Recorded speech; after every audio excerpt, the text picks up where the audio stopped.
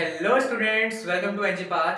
सो deep learning की इस last video में आपका स्वागत है। इस वीडियो के अंदर हम अपना डीप लर्निंग का एक टॉपिक स्टार्ट करने जा रहे हैं जिसका नाम है gradient descent. Gradient descent gradient descent का क्या मतलब है? ग्रेडियंट डिसेंट बेसिकली कोई भी एमएल का मॉडल है। सपोज कोई भी एमएल का मॉडल है, ऑब्वियसली किसी ना किसी मॉडल में एरर्स तो आएंगे, ठीक है, एरर्स तो आएंगे। उनको रिड्यूस करना के रिड्यूस करने का काम कौन करता है? हमारा ग्रेडियंट डिसेंट करता है। ठीक है, मॉडल क्या करता है? सबसे पहले अब एरर्स को मैंने क्या नाम से बुलाया था? लॉस। स्टार्टिंग में मैंने पिछले एपिसोड में क्या बताया था? लॉस। अब मॉडल क्या है? लॉस कैलकुलेट करेगा सबसे पहले। मॉडल कैलकुलेट लॉस, ठीक है। उसके बाद लॉस कैलकुलेट करने के बाद एडजस्ट करेगा वेट्स। वेट्स क्या थी हमारी? उसकी इंपॉर्टेंस किसी भी चीज की। और उसके बाद रिड्यूस करेगा, किसको रिड्यूस करेगा? एरर्स को, यानी कि लॉस को रिड्यूस करेगा, लॉस को। ठीक है, ये इस तरह से वर्क करता है। ठीक है, लॉस पहले एरर कैलकुलेट करेगा, उसके हिसाब से उसकी इंपॉर्टेंस को एडजस्ट करेगा और उसके बाद उस एरर्स को रिड्यूस करेगा। Clear? That is the work of gradient decent.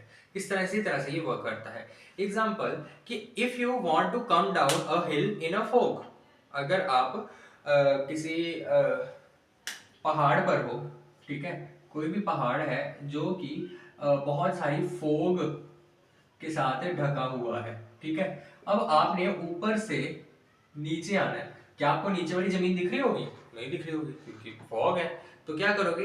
आप छोटे छोटे स्टेप्स लेने स्टार्ट करोगे नीचे की तरफ, ठीक है। तो फाइनली धीरे धीरे करते करते आप यहाँ तक, नीचे तक पहुंच जाओगे, ठीक है। इसी तरह से ग्रेडियंट डिसेंट वर्क करता है। क्लियर? अब ग्रेडियंट डिसेंट ना तीन तरह का होता है, उसके बारे में देखते हैं। ग्रेडियंट डिसेंट तीन तरह का होता है, इसके ज्यादा डीप में जाने की जरूरत नहीं है, तीनों के नाम याद रख लो। सबसे पहला batch gradient descent, second one is stochastic gradient descent, stochastic gradient descent, and third one is mini batch gradient descent. Clear हो गई ये बात? ये कुछ तीन टाइप्स हैं ग्रेडियंट डिसेंट की। बेसिकली अगर इस तरह से समझो, मैं सिर्फ इसकी इंफॉर्मेशन बता रहा हूँ। जब भी आपने पूरे एंटायर डाटा पे वर्क करना होगा तो उसके लिए बैच ग्रेडियंट डिसेंट यूज किया जाएगा, ठीक है। पूरे डाटा में से उसके कुछ स्मॉल सबसेट पे काम करना होगा, mini batch gradient descent use किया जाएगा। और किसी एक सिंगल डाटा पॉइंट पे काम करना होगा ना, पूरे डाटा में से किसी एक सिंगल डाटा पॉइंट पे स्टोकेस्टिक ग्रेडियंट डिसेंट आपको करना पड़ेगा। क्लियर हो गई थी बात? गुड। इसके बाद नेक्स्ट हमारा टॉपिक आता है ओवरफिटिंग एंड रेगुलराइजेशन। इसके नीचे ही मैं लिख रहा हूं overfitting and regularisation. Overfitting and regularisation का क्या मतलब है? सॉरी, जेड है। अब ओवरफिटिंग का मतलब समझते हैं। सबसे पहले जब भी ध्यान से समझिए, model learns training data too well, fails on new data, that is overfitting, ठीक है। अच्छा, इतनी बात याद रखो, जब भी हम कोई भी डाटा एक मॉडल को देते हैं, कोई भी डाटा अगर हम एक मॉडल को देते हैं तो कुछ पार्ट उसका ट्रेनिंग में चले जाता है और कुछ पार्ट उसका टेस्टिंग में चले जाता है। ट्रेनिंग में जाता है 80% हमारा डाटा और टेस्टिंग में हमारा जाता है 20% डाटा, ठीक है। टेस्टिंग इसलिए जरूरी होती है, ट्रेन तो करनी है डाटा को, टेस्टिंग इसलिए जरूरी है सो दैट हम मॉडल को इवैल्यूएट कर पाए कि मॉडल हमारा सही है। अब कोई भी एक मॉडल है, वो उसने ट्रेन कर लिया डाटा को बहुत अच्छी तरीके से, बट जब भी हमने कोई नई वैल्यू दी है, कोई न्यू वैल्यू हमने कहा कि न्यू वैल्यू पे प्रिडिक्ट कर कि क्या वैल्यू होगी और उसने गलत बता दी, that is your overfitting. Clear? ठीक है। अब कब इसके क्या सिम्टम्स हैं, कैसे पता चलता है कि ओवरफिटिंग हुई है? सो फर्स्ट इज कि हाई ट्रेनिंग एक्यूरेसी, जब भी ट्रेनिंग की एक्यूरेसी बढ़ जाती है इसका मतलब क्या है, ओवरफिटिंग हो गई है, दैट इज अ सिम्टम। और टेस्टिंग की जो एक्यूरेसी है वो कम हो जाती है, that is the overfitting symptom. ठीक है। सो इसके सिम्टम्स क्या है, इसके सिम्टम्स क्या है? First, high high training accuracy, and second low testing accuracy. ठीक है, that is the symptom of this. अब ओवरफिटिंग हो गई है, उसका कोई सोल्यूशन भी तो होगा। सो इसका सोल्यूशन है रेगुलराइजेशन, इसका सोल्यूशन है रेगुलराइजेशन। ठीक है। रेगुलराइजेशन के अंदर ना कुछ की पॉइंट्स आते हैं जो सिर्फ अपने को याद रखने हैं। First is L1, second one is L2। ठीक है। एक आता है ड्रॉप आउट, ड्रॉप आउट। उसके बाद क्या आता है हमारे पास, ये उसके कुछ सॉल्यूशंस है, रेगुलराइजेशन के कुछ सॉल्यूशंस है। या तो फिर मोर डाटा, या तो ज्यादा डाटा दे दो, या ड्रॉप आउट कर दो, या L1 या L2, या फिर अर्ली स्टॉपिंग, अर्ली स्टॉपिंग कर दो, अर्ली स्टॉपिंग। क्लियर हो गई थी बात? Early stopping. ठीक है। सिंपल L2 की एग्जांपल है, सिंपल L2 की एग्जांपल। तो सपोज किया L2 की मैं एग्जांपल ले रहा हूं, यू कैन टेक स्क्रीनशॉट, में ऊपर से इरेज कर रहा हूं।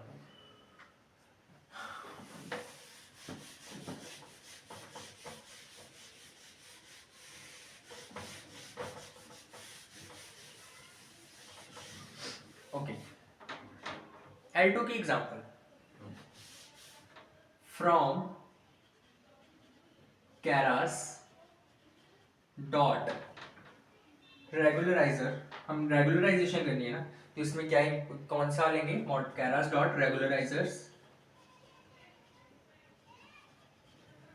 इंपोर्ट, क्या इंपोर्ट करवाएंगे, L2, इंपोर्ट L2। ठीक है। अब इसके अंदर हम फंक्शन लगाएंगे डेंस, डेंस के अंदर 64 रखेंगे, एक्टिवेशन इसकी सेम रहेगी, एक्टिवेशन वैल्यू, ठीक है, जो हमारा स्टैंडर्ड रहता है। और फिर आएगा kernel, kernel regulariser, regulariser equal equal L2 0.01। ये एक एग्जाम्पल है, it is an simple example of L2। ठीक है। सो ये कुछ एग्जाम्पल है। सो ये है कुछ हमारा ओवरफिटिंग एंड रेगुलराइजेशन। ठीक है। इसके बाद हमारे कुछ दो टॉपिक्स बचते हैं इस डीप लर्निंग के अंदर। स्टार्ट करते हैं, ज्यादा बड़े नहीं हैं, छोटे छोटे ही हैं। इसके बाद I am erasing this, you can take screenshot सबसे पहले तो।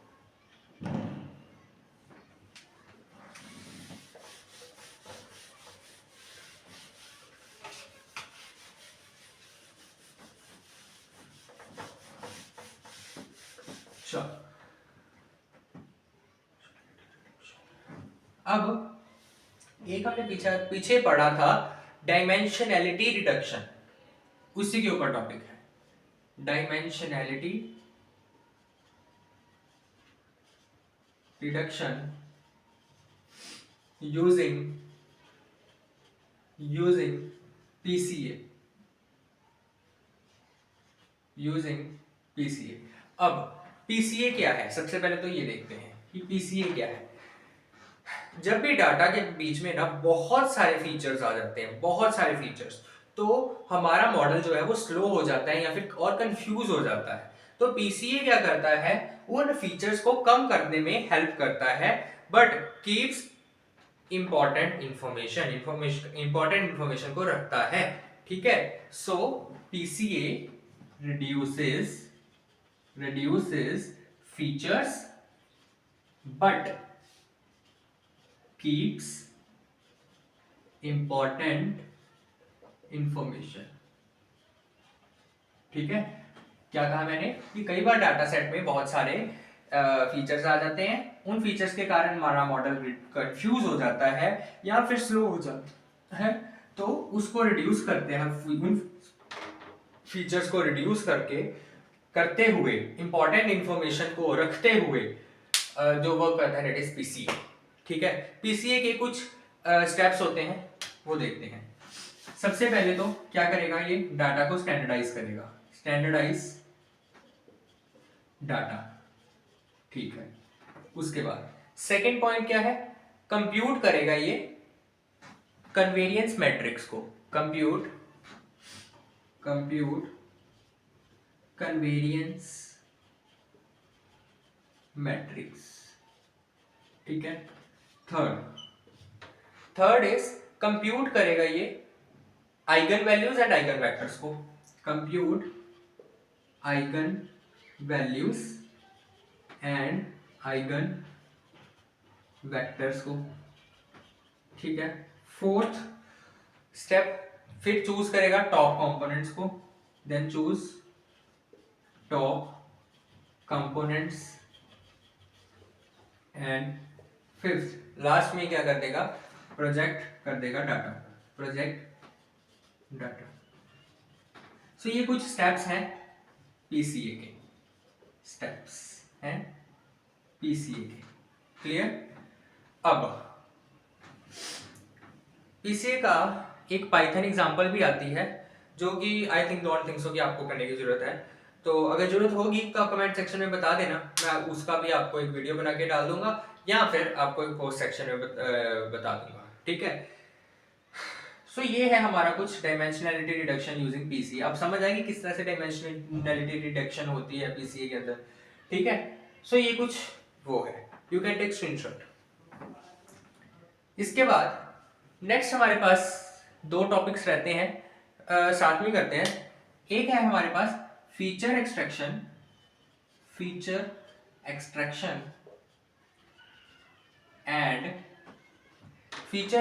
And feature ranking. फीचर क्या है, हमारा इनपुट जो मॉडल को देना है।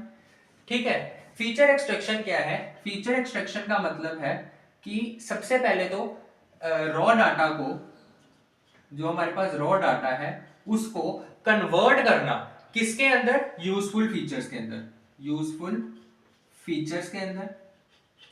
ठीक है, और एग्जांपल क्या है इसकी, कि इमेज में से एजेस को, टेक्सचर्स को ढूंढना, that is feature extraction.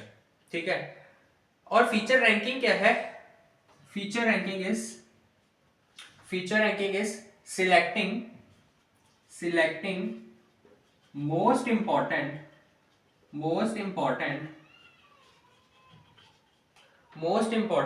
Features. Clear? Most important features को सिलेक्ट करना। क्लियर? नेक्स्ट आता है इसके अंदर कि यूज कहां पर होता है, तो म्यूचुअल इंफॉर्मेशन आ जाती है जहां पर, वहां पर ये यूज होता है feature extraction and feature ranking. बड़ा छोटा सा ही टॉपिक है। इसी के साथ एक आता है वैलिडेशन टेक्निक। वैलिडेशन टेक्निक क्या है, ऑब्वियसली नाम से क्लियर है कि वैलिडेट करने के लिए। ठीक है, सो वैलिडेशन क्या करता है, चेक करता है कि कितना मॉडल अच्छा है। So it checks how good your model is, कि मॉडल कितना अच्छा है। ठीक है, इसकी कुछ टाइप्स आती हैं। First is train test split. Train test split already मैं बता चुका हूं मशीन लर्निंग के अंदर ट्रेन टेस्ट स्प्लिट क्या होता है। उसके बाद एक आती है के फोल्ड क्रॉस वैलिडेशन, ये भी बता चुका हूं मैं। जिसने मेरी पिछली वीडियोस देखी है मशीन लर्निंग की, उसको पता होगा कि ये क्या होते हैं। उसके बाद थर्ड इसके अंदर आता है एक नई चीज, दैट इज LOOCV। सो ये कुछ है हमारा वैलिडेशन टेक्निक्स। अब सारा डीप लर्निंग करने के बाद लास्ट हमारा टॉपिक आता है confusion matrix and performance matrix. Basically अगर आपने अगर आपने कोई भी बाइनरी क्लासिफिकेशन करनी है, यस या नो, ट्रू या फॉल्स, ठीक है, पॉजिटिव या नेगेटिव, उसके लिए क्या होती है यूज, कंफ्यूजन मैट्रिक्स यूज होती है। सबसे पहले इसका स्क्रीनशॉट लो, फिर हम उसके बारे में देखते हैं।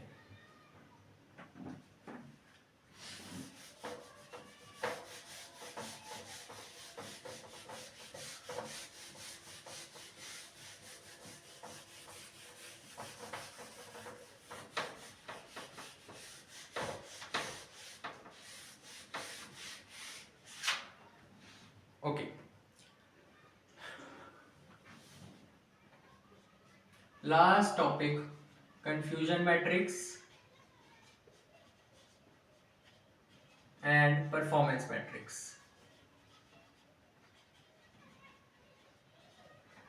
अगर आपने इसका प्रैक्टिकल किया होगा तो कुछ इस तरह से मैट्रिक्स बनती है। इसका थोड़ा डार्क कलर होता है, इसका थोड़ा लाइट होता है, इसका थोड़ा डिफरेंट कलर होता है, इसका थोड़ा डिफरेंट कलर होता है। तो इस तरह से ये कुछ बनता है।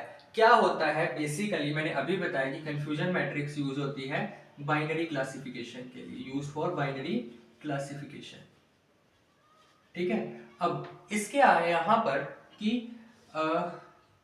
कुछ पैरामीटर्स हैं, जैसे कि actual yes and actual no. अब ये बॉक्सेस जो हैं ये भी कुछ रिप्रेजेंट करते हैं, ठीक है। सो एक्चुअल यस या एक्चुअल नो, इधर और कॉलम्स के जो नाम होते हैं that is predicted yes, predicted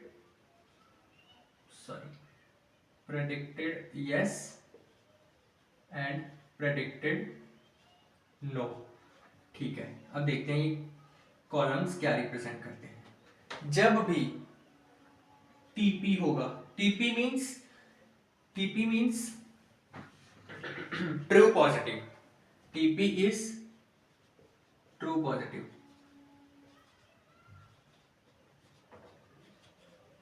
and FP is false positive. उसी तरह से TN is true negative and FN is false negative. जब भी ट्रू पॉजिटिव होगा वो यहां पर आएगा, एफएन जो है उसकी वैल्यू यहां पर आएगी, एफपी की वैल्यू यहां पर आएगी और टीएन की वैल्यू यहां पर आएगी, ठीक है। True positive, true negative, false positive, false negative. So ये इस तरह से कंफ्यूजन मैट्रिक्स होता है। और परफॉर्मेंस मैट्रिक्स क्या है, बेसिकली इसका जो पूरा इवैल्यूएशन होता है वो परफॉर्मेंस पैरामीटर्स के अंदर होता है। ये सबसे पहले कुछ चीजें चेक होती हैं कि एक्यूरेसी क्या है। तो एक्यूरेसी चेक करने का फॉर्मूला होता है TP upon TP plus FP. Sorry, ये एक्यूरेसी का फॉर्मूला नहीं है, ये है आपका प्रिसीजन का, जब भी प्रिसीजन चेक करना हो, ठीक है। प्रिसीजन, एक्यूरेसी का फॉर्मूला भी लिख लो, एक्यूरेसी का TP plus FP upon TP plus TN upon सभी का plus, TP plus FP plus TN plus FN, ठीक है। ये हमारा एक्यूरेसी का फॉर्मूला आ गया। एक आता है recall is similar with precision, TP upon TP plus FN. Accuracy का सिंपल फॉर्मूला याद रखना है ना, तो predicted output upon total output, simple, ठीक है। एक आता है F1 स्कोर, इसका भी एक फॉर्मूला होता है, ये भी आप याद रखो। F1 स्कोर आ गया 2 into जितना भी आपका प्रिसीजन है, precision into recall divided by precision plus recall. So ये आपके कुछ फॉर्मूलाज हैं। क्लियर हो गई थी बात? इसके साथ आपकी डीप लर्निंग के कंसेप्ट्स भी कवर्ड अप है। अब इसके बाद अगर आपको कोई भी इशू आता है किसी भी वीडियो में, आप उसके कमेंट सेक्शन में बताइए। और इसी के साथ हम मशीन लर्निंग की जो सीरीज़ है, थ्योरेटिकल सीरीज़, इसको हम कंप्लीट कर रहे हैं। जल्द ही हम अपनी मशीन लर्निंग की एक ऐसी सीरीज़ लाएंगे जो कि इस तरह की सीरीज़ होगी जिसमें हम प्रैक्टिकल करके दिखाएंगे मशीन लर्निंग का, जो कि आपके प्लेसमेंट व्यू से भी बहुत इंपॉर्टेंट है। ये तो आपका सारा थ्योरेटिकल था काम। सो इसके साथ हम अपना मशीन लर्निंग का कंप्लीट करते हैं सीरीज़ को। कोई भी प्रॉब्लम हो कमेंट सेक्शन में ज़रूर बताइए, और वीडियो अच्छी लगे तो लाइक और शेयर और सब्सक्राइब जरूर कीजिए। Thank you very much.